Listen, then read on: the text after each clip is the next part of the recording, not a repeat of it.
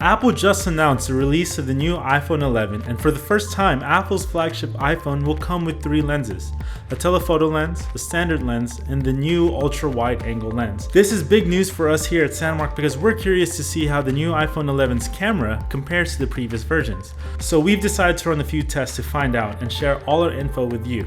Today we're comparing the iPhone XS Max to the iPhone 11 Pro Max. Just a heads up, we're only comparing the cameras of the two iPhones and not the phone itself. Before we jump into some real-world tests, let's talk about the specs.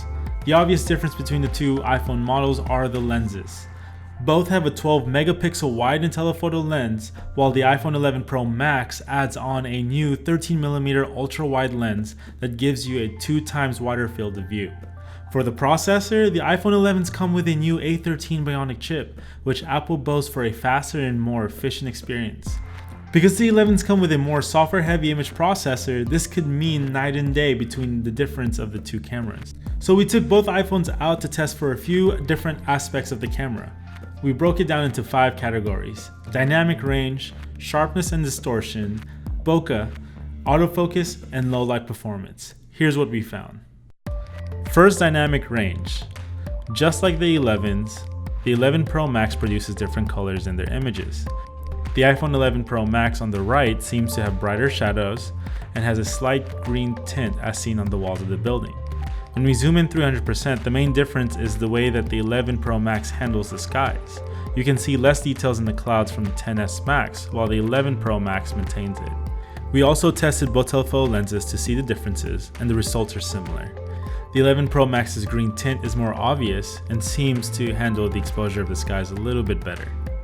We don't have anything to compare the wide-angle lens of the 11 Pro Max, but we found it has similar renders of its wide and telephoto images. Personally, we think these differences are very minimal and consider this category a draw. Next, we tested for sharpness and distortion. We tried to look for any major differences, and we found both iPhone cameras to be very similar on the wide and telephoto lenses. We zoomed in 300% and found the only difference to be the colors and shadows, but minimal differences in sharpness and distortion. When looking at images shot on the ultra-wide lens of the 11 Pro Max, a lot of distortion can be seen, but nothing uncommon for our ultra-wide angle lens. For bokeh, we use portrait mode on both cameras. Again, we see the differences in the colors of the 11 Pro Max compared to the XS Max. The 11 Pro Max also blurs more of the background of the subject compared to the XS Max. We also noticed that the shirt of the XS Max's image is slightly blurred. And finally, both cameras blurred a portion of the glasses as well. Overall, we're going to have to call this one a tie. Next, autofocus. We recorded the screen of our iPhones to see if the autofocus systems on the iPhone 11 Pro Max has been improved. As expected, there isn't much of a difference. Both cameras focuses quickly and accurately. However, we did notice the XS Max correcting exposure more compared to the iPhone 11 Pro Max, and we think this is because of the new performance upgrade from the A13 chip. Finally, low light performance. We decided to test the night mode features in various locations at different light levels to really see how good it is. The first location was dark but still lit with street lights. We found that the 11 Pro Max was able to get a better exposure. Zooming in, we also see more details on the trees using the 11, but at the cost of more grain. So we decided to test out the camera somewhere a little bit darker. This is where the 11 Pro Max starts to pull away.